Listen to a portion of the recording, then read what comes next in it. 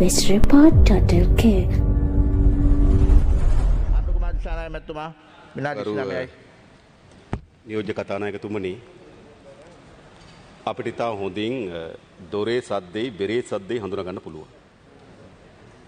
දැන් ජී.එල්. පීරිස් ගරු අමාත්‍යතුමාගෙන් නිශ්චිත ප්‍රශ්නයක් ඇහුවාම එතුමා එක එක ඒවාට තට්ටු කරනවා. හැබැයි තට්ටුවෙන් තේරුම් ගන්න පුළුවන් එක දොරේ සද්දෙද බෙරේ සද්දෙද කියලා. ඒ නිසා ඔබතුමා හිතුවාට ඒ තට්ටුව මොකද්ද කියලා හඳුනා ගන්න බැහැ කියලා හඳුනා ගන්න පුළුවන්. ඔබතුමා නිශ්චිත වශයෙන් මේ පාර්ලිමේන්තුවේ සහතිකයක් දෙන්නේ නැහැ.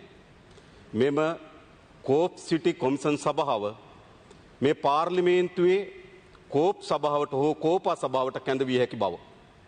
ඔබ කියන්නේ නැහැ. ඒ නිසා ඔබතුමාගේ සද්දේ මඟහැර යාමේ සද්දයක්. වටේ යන සද්දයක්. එතරම්ට කියන්න තියෙනවා. ඒක හොඳයි මේ ප්‍රවේශයට ගරු කතානායක නියෝජ්‍ය කතානායකතුමනි. අපි මේ සාකච්ඡාවට බඳුන් කරනු ලබන්නේ අපේ රටේ හෙක්ටයාර් 446ක විශේෂයෙන්ම හෙක්ටයාර් 269ක් ගොඩ කරලා ඒකට අනුබද්ධ හෙක්ටයාර් 446ක බිම් කඩක් පිළිබඳව. ඒ බිම් කඩේ මේ වන විටත් රජයට අයිති හෙක්ටයාර් 62ක භූමියක්ද චයිනා හාබර් සමාගමට අයිති හෙක්ටයාර් 116ක භූමියක්ද ආසන්න වශයෙන් ගත්තොත් අපේ භූමිය වගේ දෙගුණයක්ද හෙක්ටයාර් 91කින් සමන්විත පොදු පහසුකම් සහිත භූමියක්ද තිබෙනවා. දැන් අපි මේ නීතිය සම්පාදනය කරන්න යන්නේ මේ භූමිය පිළිබඳව. ගරු නියෝජ්‍ය කතානායකතුමා අපි නීතිය සම්මත කරනවා මේ භූමිය පාලනය වන්නේ කෙසේද කවර ආයතනයකින්ද කියලා. ඒ වගේම අපි නීතිය සම්මත කරනවා මේ භූමියේ යටිතල පහසුකම් සංවර්ධනය කිරීම කාගේ වගකීමක්ද කියලා. අපි නීතිය සම්මත කරන්න යනවා මෙම භූමිය ඇතුලේ ක්‍රියාත්මක වෙන ආයෝජනයන් හෝ ව්‍යාපෘති සඳහා මූලික පහසුකම් සලසන්නා සහ නීති සහ රීති සම්පාදනය කරන්නා කවුද කියලා. අපි නීතියක් සම්පාදනය කරන්න යනවා මෙම භූමිය ඇතුලේ ක්‍රියාත්මක වන ආයතනයන් වලට කවර බදු සහන දෙන්නේද, කවර බදු සහන ඉවත් කරන්නේද, කොච්චර කාලයක් ලබා දෙන්නේද කියන කරුණ පිළිබඳව. අප නීතිය සම්මත කරන්න යනවා මෙම භූමිය ඇතුළට ගොස් යම් භාණ්ඩයක් මිලදී අරගෙන යලි මේ භූමියට ඇතුළත් වන්නේ නම් එම භාණ්ඩවලට කවර ආකාරයේ බදු පැනවිය යුතුද කියන පිළිබඳ නීතිය සම්පාදනය කරන්න යනවා. සැබවින්ම ගත්තොත් වෙනම කලාපයකට අදාළ වෙන පරිදි නීති සමුදායක්. ඒ වගේම සමහර නීති වලින් බැඳීමක් තිබෙන අතර සමහර නීති මුළුමනින්ම අත්හැරීමක් සහ විශාල නීති ප්‍රමාණයක් මුළුමනින්ම ලිහිල් කිරීමක්. අපි දන්නවා මධ්‍යගත රාජ්‍යක පැවැත්ම තිබෙන්නේ එකක් ජනතාවගේ පරමාධිපත්‍ය නියෝජනය කරන පාර්ලිමේන්තුවේ බලය එම මධ්‍යගත රාජ්‍ය පුරාම විසිරී පවතිනවා නම් ඒ මධ්‍යගත රාජ්‍ය. එම පාර්ලිමේන්තුවේ විසින් සම්මත කර ලබන නීති ප්‍රතිපාදනයන් ඒ භූමිය පුරාම විසිරී තිබෙනවා නම් ඒ මධ්‍යගත රාජ්‍ය. එම මධ්‍යගත රාජ්‍යයේ ගරු නියෝජ්‍ය කතානායකතුමනි මේ භූමියේම සෑම පුරවැසියෙකුටම දෙන අයිතිවාසිකම් වලින් සමන්විත පුරවැසියන් සෑම තැනකම ඉන්නවා නම් ඒක මධ්‍යගත රාජ්‍යයක්. හැබැයි මේ පනතේ මොකද්ද හරේ තිබෙන්නේ? ගරු නියෝජ්‍ය කතානායකතුමා අපි මේ පනතෙන් හදනවා මේ පාර්ලිමේන්තුවට මධ්‍යගත නොවන පාර්ලිමේන්තුවෙන් සම්මත කොට තිබෙන පනත් 7ක් විශේෂයෙන්ම අපේ රටේ මූල්‍ය ශාස්ත්‍රය වැදගත් වන ප්‍රධාන පනත් 7ක් මුළුමනින්ම යටත් නොවන භූමි ප්‍රදේශයක්. ඒ වෙලාව ඒ වගේම තවත් 14ක් අවශ්‍ය පරිදි ඒ කොමිෂන් සභාවට නිදහස් කිරීම සඳහා රෙගුලාසි සම්පාදනය කරන නීතිය. ඒකෙන් කියන්නේ මොකක්ද? මේ පාර්ලිමේන්තුව විසින් සම්පාදනය කරන නීතියට අනුගත නොවන කොටසක් ඒ තුල බිහි වෙනවා. ඒ වගේම නියෝජ්‍ය කතානායකතුමනි මහජනයාගේ මූල්‍ය පිළිබඳ බලය මේ පාර්ලිමේන්තුවට පැවරී තිබෙනවා. ඒ පාර්ලිමේන්තුවේ බලය පැවරී තිබුණේ ඕපපාතිකව සිටුවිල්ලකට නෙවෙයි. මේ මහජනයාගේ ධනය යනු භාණ්ඩාගාරයේ ධනය යනු මහජනයාගේ ධනය. අපේ රටේ 2 කෝටි 20 ලක්ෂයක් වන ජනතාවට අයිති ධනය. හැබැයි 2 කෝටි 20 ලක්ෂයකට මේ මුදල් බලාගෙන පරිහරණය කරලා කළමනාකරණය කිරීමේ බලයක් නැහැ. හැකියාවක් නැහැ. ඒ නිසා කරු නියෝජ්‍ය කතානායකතුමනි ජනතාව විසින් 225 දිනක් මේ පාර්ලිමේන්තුව තෝරාපත් කළ එවලා තියෙන කුමක් වෙනුවෙන්ද? මේ මුදල් බලා ගන්න, මේ මුදල් කළමනාකරණය කරන්න, මේ මුදල් යොදවන්න. ඒ නිසා තමයි ආණ්ඩු ක්‍රම ව්‍යවස්ථාව 148 වන වගන්තිය නිශ්චිත ලෙස කියන ගරු නියෝජ්‍ය කතානායකතුමනි රටේ මූල්‍ය පිළිබඳ මූලික සම්පූර්ණ බලය පාර්ලිමේන්තුව සතු වන්නේය. ඒ නිසා අයවැයලේඛනයේ මුදල් වෙන් කළ යුතුයි. අයවැයලේඛනයේ මුදල් වෙන් කරන ආකාරය පිළිබඳව කවර ආකාරයෙන්ද වියදම් කිරීම පිළිබඳ පරීක්ෂා කිරීමේ බලයක් මේ පාර්ලිමේන්තුවට තිබෙනවා. අයවැයලේඛනයේ මුදල් වෙන් කිරීම පමණක් නොවේ පරීක්ෂා කිරීමේ බලය. ඒ පරීක්ෂා කිරීම බලය තමයි කෝප් සභාවටත් පැවරී තිබෙන්නේ. දැන් තමුන්නාසලා මොකද කරන්නේ? මොකද්ද කරන්නේ? ගරු නියෝජ්‍ය කතානායක පහුගිය කාලේ පුරාවටම කෝප් සභාව ඇතුළේ විශාල සංවාදයක් ආවා. ඒ සංවාදය තමයි ආණ්ඩුවේ මුදල් මහජනගේ මුදල් කවරෝ මුදල් ප්‍රමාණය යම් ආයතනක යොදවා තිබෙනවා නම් එම ආයතන කෝප් සභාවට ගෙනා හැකිද නැතිද කියලා විවාදයක් ආවා. ඒ අනුව ක්‍රිකට් පාලක මණ්ඩල විශාල තර්ක ගෙනාවා කෝප් සභාවට එන්නේ නැහැ කියලා. ඒ වගේම ශ්‍රී ලංකා එයාලයින් එක කාලයක් විශාල තර්ක ගෙනාවා කෝප් සභාවට එන්නේ නැහැ කියලා. නමුත් නීතිපතිවරයා විසින් නිශ්චිත ලෙස තීන්දුවක් ලබා දෙනු ලැබුවා මෙම මහජනයාගේ ධනය රුපියලක් කෝ තිබෙන ආයතනයක් තිබෙනවා නම් කෝප් සභාවට කැඳවිය හැකි බව. දැන් මම දැනගන්න කැමතියි. පාර්ලිමේන්තුවේ මූල්‍ය බලයත් එක්ක ඒ කෝප් සිටි නගරයේ ගැට ගැහෙනවා නම් මේ කෝප් සභාවට සහ කෝපා සභාව වෙත මේ ආයතන කැඳවිය යුතුයි. හැබැයිම කැඳවීමේ බලයක් නැහැ. කිසි ඇමතිවරයෙකුට දැන් නැගිටලා කියන්න පුළුවන්ද? ඔබතුමා කියලා වැඩක් නැහැ. ඔබතුමා කියන විතර වළංගු නෑද? දැන් වළංගු කාලේ පහුවෙලා. ඒ නිසා එතුමාගේ වැඩක් නැහැ. මම මේ හරිද? වළංගු කාලයක් තිබුණා. මා දන්න විශේෂම වාසුදේව නානායක්කාර මැතිතුමා කියන ගොඩක් දේවල් ඊටමත් වළංගු බලවත් කාලයක් තිබුණා. දැන් ගොඩක් අවලංගු වුණු අබලවත් කාලයක් ගොඩ නැගී තිබෙනවා. ඔව් මහත්මයා. රීති ප්‍රශ්නයක්. එතුමා ආණ්ඩුවෙන් ප්‍රශ්නයක් ඇහුවා. ආණ්ඩුව වෙනුවෙන් මෙතන ඉන්නවා කැබිනට් ඇමතිවරු 3 දෙනෙක් ඉස්සරහා පේලියෙම. එයින් එක්කෙනෙක් හැටියට මම නැගිටලා ආණ්ඩුව වෙනුවෙන් පිළිතුරක් දෙන්න හදනකොට එතුමා මට අපහාස කරමින් මගේ පිළිතුර වළංගු නැහැ කිව්වා. ඉතින් එහෙම කිව්වාම ඔබතුමාගේ ප්‍රශ්නේ අවංකභාවයක් නැති බව නෙපෙයි.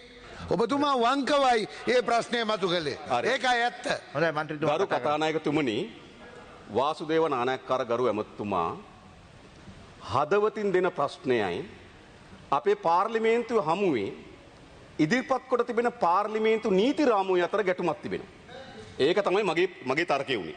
ඔබතුමා හදවතෙන් ප්‍රාර්ථනා කරනවා. ඔබතුමා හදවතෙන් ප්‍රාර්ථනා කරනවා මේක පාර්ලිමේන්තුවට ගෙන ආ යුතුයි කියලා. හැබැයි විශේෂම නීති සම්පාදනය පිළිබඳ විධිවත් බලවත් අත්දැකීමක් තියෙන ජීඑල්ගේ පිරිසමත්තුමාගේ නිශ්චිත ලෙස මේ ප්‍රශ්නය අවස්ථා ගණනාවකදී විමසුවත් ඒක ඉදිරිපත් නොකරේ ඇයි? ඔබතුමාගේ හෘද සාක්ෂි නෑ. ඔබතුමාගේ හෘද සාක්ෂිය ඔබතුමාගේ නීතිය නෙවෙයි. ඒ නිසා ගරු නියෝජ්‍ය කතානායකතුමනි මේ සඳහා අපි අවසන් කරගමු. ඒ නිසා ගරු නියෝජ්‍ය කතානායකතුමනි මේ නිශ්චිත වශයෙන් එවැනි පාර්ලිමේන්තුවේ මූල්‍ය බලයෙන් ඉවත් වෙන පළාතක් බවට පරිවර්තන වෙනවා ආකාර ගණනාවක. ඒ වගේම මෙතෙක් ආයෝජන මණ්ඩලයේ ගොඩනැගෙන ආයෝජන කලාප තිබුණා. හැබැයි කිසිදු ආයෝජන කලාපයක ගරු නියෝජ්‍ය කතානායකතුමනි කිසිදු නේවාසික පුරවැසියෙක් නැහැ. ආයෝජන කලාපයක් තිබෙනවා. එළිය කට්ටිය ඉන්න අතුළු ගිහලා රස්සාව කරලා ගෙලේ ගෙදර එනවා. හැබැයි මේක විශේෂයක් තිබෙනවා. මෙම කලාපය ඇතුළේ නේවාසික පුද්ගලයන් ඉන්නවා. මම දැනගන්න කැමතියි එහි නේවාසික පුද්ගලයන් ශ්‍රී ලාංකික පුරවැසියන් පමණක්ද? නෑ. ගරු නියෝජ්‍ය කතානායකතුමනි එහෙම වන්නේ නෑ. ඒ නිසා ශ්‍රී ලංකාවේ පුරවැසි භාවයට යටත් නොවන පුරවැසින් කණ්ඩායමක් එහි නිර්මාණය වෙනවා. එය බොහෝ විට චීන ගහණය වෙන්න පුළුවන්. ඒක ඇත්ත. ඒ නිසා ඒ වගේම ශ්‍රී ලාංකික පුරවැසියන් ප්‍රමාණයකුත් ඇති හැකි ඒවතන ඇති වෙන්න පුළුවන්. හැබැයි ගරු නියෝජ්‍ය කතානායකතුමනි දැන් මේ පළාත පාලනය වෙන කාගෙන්ද? එම පළාත ඇතුළේ ශ්‍රී ලාංකික පුරවැසියන් ඉන්නවනම් ඒ පුරවැසියන්ට යම් ප්‍රාදේශ සභාවක් සහ නගර සභාවක් සඳහා ඡන්ද බලය ලබා දීමේ අයිතිය තිබෙනවා. නගර සභාවක් සහ ප්‍රාදේශ සභාවක් හරහා පාලනය වීමේ අයිතිය තිබෙනවා. හැබැයි එතන පුරවැසියන්ට මොන නගර සභාවටද අයිති?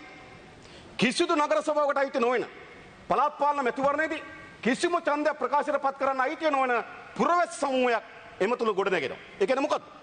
වෙන්ව හඳුනාගත හැකි පුරවැසි කණ්ඩායම. ශ්‍රී ලංකාවේ පුරවැසියන්ගෙන් වෙනස් වූ පුරවැසි කණ්ඩායම. ශ්‍රී ලංකා පාර්ලිමේන්තුවට අනුබද්ධ නො වූ වෙනස් කලාපයක්. ඒ නිසා ගරු නියෝජ්‍ය කතානායකතුමනි මෙය අපේ රටේ ආර්ථිකය ලිහිල් කරන්නේ පමණක් නොවේ අපේ සූර්යභාවය, අපේ ස්වාධිපත්‍යය, අපේ ස්වාධීනත්වය සැලකිය යුතු ප්‍රමාණයකට දිගේලි කරලා තියෙනවා. තමුන්නාසලා කරලා තියෙනවා. අවංකව එක කියන තමුන්නාසලා කියනවනම් එවැනි දිගේලි කිරීමකින් තොරව ආයෝජකයන් ගෙන්න ගන්න බැහැ කියලා. එවැනි දිගිලි කිරීමක් තමයි ආයෝජකයන් ගෙන්න ගැනීම සඳහා තිබෙන උත්තේජන කියලා කියනවනම් ඒක කෙලින් කියන්න. හැබැයි හංගවන්න එපා. මේ මොකද්ද කරලා තිබෙන්නේ? අපේ ස්වෛරභාවයත්, අපේ ස්වාධීනත්වයත්, අපේ ස්වාධිපත්‍යයත් සැලකිය ප්‍රමාණයකින් ලිහිල් කරන්නේ ලක් කරන ලද දිගේලි කරන ලද අනපනතක් මේක ඇතුළේ නිර්මාණය වෙලා තිබෙනවා. මේ අනපනත සම්පාදනය කරන්නේ කවුද ගරු නියෝජ්‍ය කතානායකතුමනි? මේ අනපනත සම්මත කරන්නේ කවුද? මේ මහින්ද රාජපක්ෂ මැතිතුමා කරපු ප්‍රකාශය. ලංකා ආණ්ඩුවේ විකුණන දේවල් ගන්න එපා. අපි බලයට ආගමන් විකුණු සියල්ල ආපසු ගන්නවා. දැන් මෙහෙම ජනතාවට එකඟතාවය දීපු පාලකයා. මේ ගෝඨාභය රාජපක්ෂ මැතිතුමා කරන ලද ප්‍රකාශය. වත්මන් රජය, ඒ වෙලාවේ තිබුණු රජය විකුණා දැමු සම්පත් සියල්ල යලි රටට පවරා ගන්නවා. එවැනි දේශපාලන මතවාදයක් නිර්මාණය කරපු ආණ්ඩුවක් බලය ලබා ගැනීම සඳහා. ඒ වගේම ජනාධිපති ගෝඨාභය රාජපක්ෂ මහත්මයා ජනාධිපති පුටුවේ වාඩි වෙලා පළවෙනි වතාවට කරු නියෝජ්‍ය කතානායකතුමනි ගියේ ඉන්දියාවට. ඉන්දියාවට ගිහිල්ලා ඉන්දියාවේ මාධ්‍ය ආයතනයක් එක්ක කරපු සාකච්ඡාවකදී ප්‍රකාශ කරා හම්බන්තොට වරායේ විකිණීම වැරද්දක්. ඒ ගිවිසුම විශාල වැරදි ගණනාවක් තිබෙනවා. එම වැරදි එතුමන් නිවැරදි කරන බව ප්‍රකාශ කරා. මේ ගිහිල්ලා කිව්වා ඉන්දියාවට ගිහින්. ඡන්දය අවසන් වුවාම පළමු සංචාරය ඉන්දියාවට සහ මේ වන විට එකම සංචාරය. ඒ සංචාරයේදී එතුමා කියනවා හම්බන්තොට වරායේ විකිණීම වැරදි, ඒක සංශෝධනය කරනවා. හැබැයි සති දෙකකට පසුව නැවත මොකද්ද කියන්නේ? නැවත කියනවා හම්බන්තොට වරායේ ගිවිසුමේ කිසිදු වැරද්දක් සිදු වී නැති බව. ඒක ඒගොල්ලෝ කියන්නත් ඕන. මේ පාර්ලිමේන්තුවේ හම්බන්තොට වරාය පිළිබඳ ගිවිසුම සාකච්ඡා වෙන වෙලාවේ හම්බන්තොට වරායේ ගිවිසුමට අනුව හම්බන්තොට වරායට විශාල බදුසාන ලබා දෙන වෙලාවේදී ඒ ගැසට් නිවේදන මේ පාර්ලිමේන්තුව සම්මත කරනකොට එදා නියෝජනය කරපු විපක්ෂ කණ්ඩායම නැගිටලා ගියා. එහෙමයි හම්බන්තොට වරායට එදා කටයුතු කරේ. එදත් හම්බන්තොට වරායේ විකිණීමට ඊට බදුසාන ලබා දීම ගැසට් නිවේදන වලට විරුද්ධව ඡන්ද පාවිච්චි කරේ අපේ മന്ത്രി කණ්ඩායමයි. තව 4-5 දිනක් අතරමං වෙලා අන්තර වෙලා හිටියා. දන්නේ නැතුව. 5 ඔය ජනක් වක්කුඹුරේතුළු. එහෙමයි ඡන්දෙ දුන්නේ.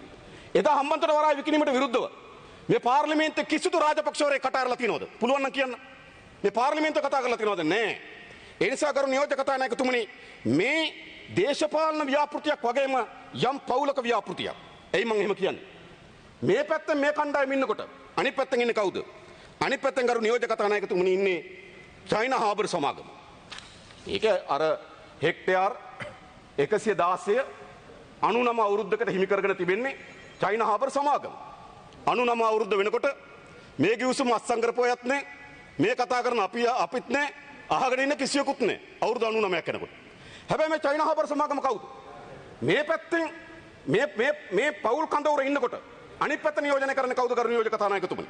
මේ චයිනා හාබර් සමාගමට ස්ටෑන්ඩඩ් චාර්ටර්ඩ් බැංකුවේ 0.13959 දරන ජංගම ගිණුමක් තියෙනවා. මේ ජංගම ගිණුමෙන් 2014 මාසයේ 12 981.321 දරන චෙක්පතෙන් මිලියන 40ක් ලබා දෙනවා. 2015 7 වෙනිදා 981.328 දරන චෙක්පතෙන් මිලියන 25ක් එම ගිණුමෙන් නිදහස් කරනවා. 2015 2 වෙනිදා 981.333 දරන චෙක්පතෙන් රුපියල් මිලියන 25ක් නිදහස් කරනවා. 2015 7 වෙනිදා චන්ද්‍ර කලින් දවසේ 981.335 දරන චෙක්පතෙන් මිලියන 25ක් නිදහස් කරනවා. 2014 12 වෙනි මාසයේ 31 වෙනිදා 981.319 දරන චෙක්පතත් 981.320 දරන චෙක්පතනුත් මිලියන 58ක් නිදහස් කරනවා.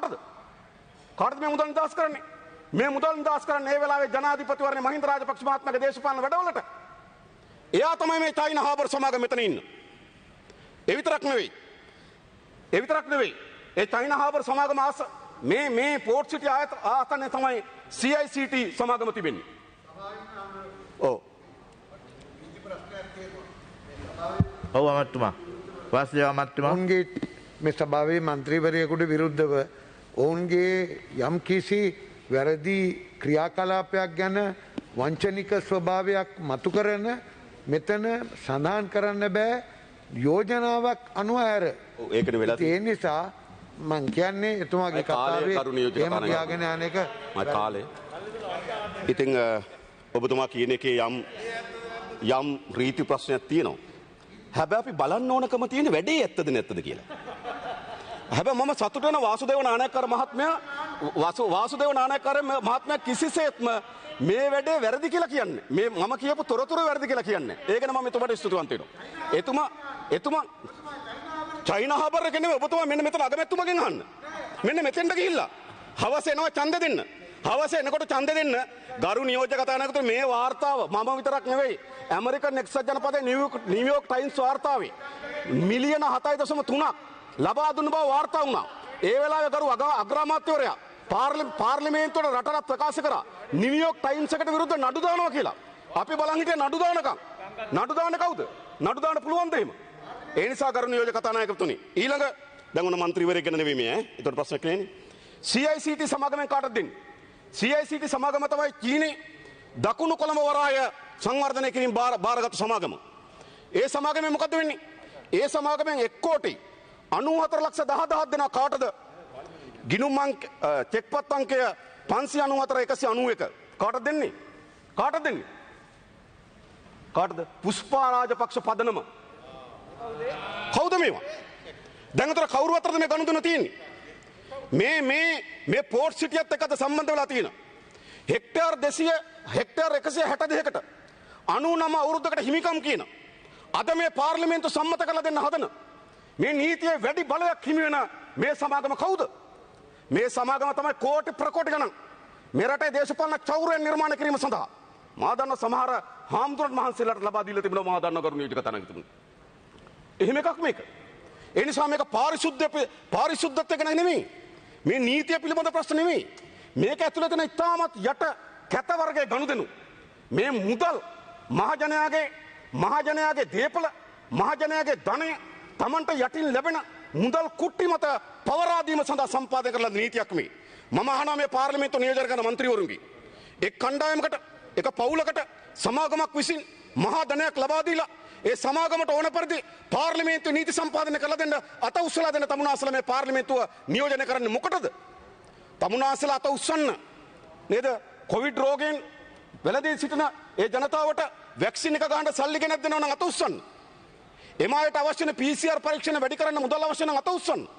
එම කඩා වැටලා තිබෙන ආර්ථිකයට යම් සහනයක් ලබා දෙන්න නම් අත උස්සන්න. ඇයි තමුනාසල අත උස්සන්නේ?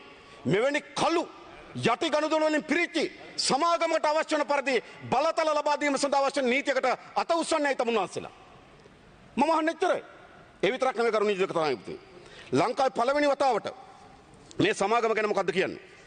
ගරු නියෝජ්‍ය කතානායකතුමනි ලංකාවේ පළවෙනි වතාවට අපේ රට කිසිදු ආයතනයක් හෝ මණ්ඩලයකට කිසිදු පනතක් ගරු නියෝජ්‍ය කතානායකතුමනි ඔවුන් ශ්‍රී ලාංකිකයින් විය යුතු කියලා සඳහන් කරන්නේ නැහැ.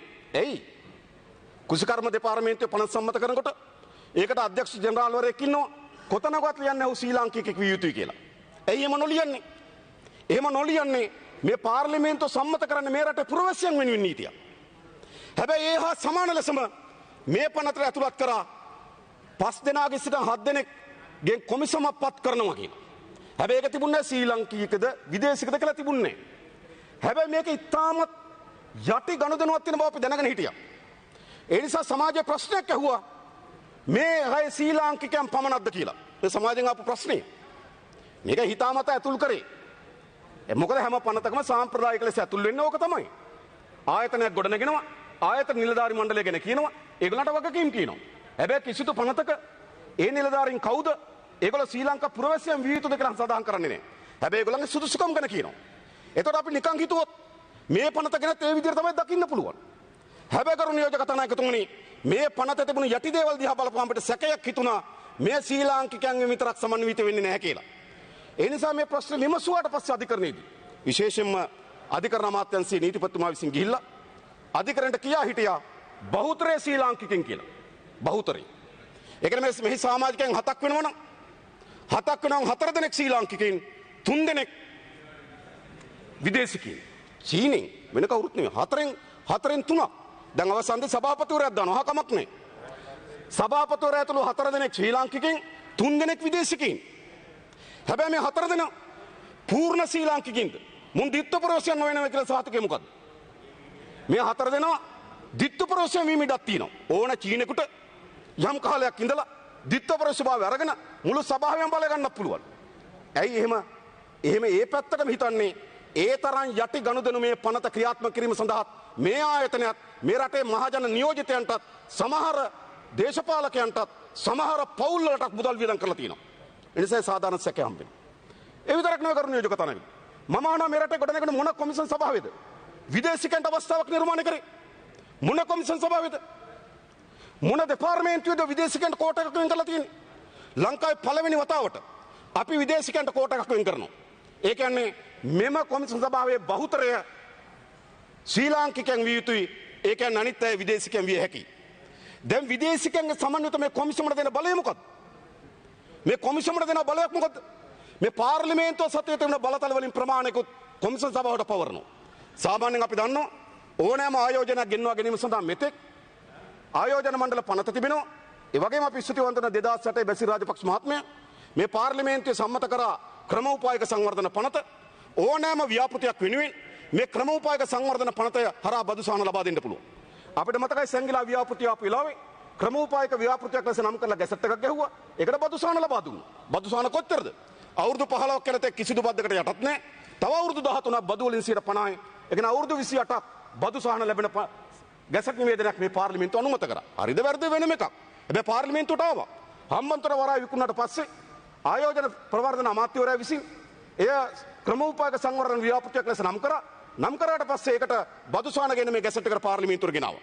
ඒක අවුරුදු 28ක් වනතෙක් බදු සහන දෙන්නත් තව අවුරුදු 15ක් අදාළ බදු වලින් 50%ක් අය කරගන්නත් අවුරුදු 43ක බදු සහන දුන්නා.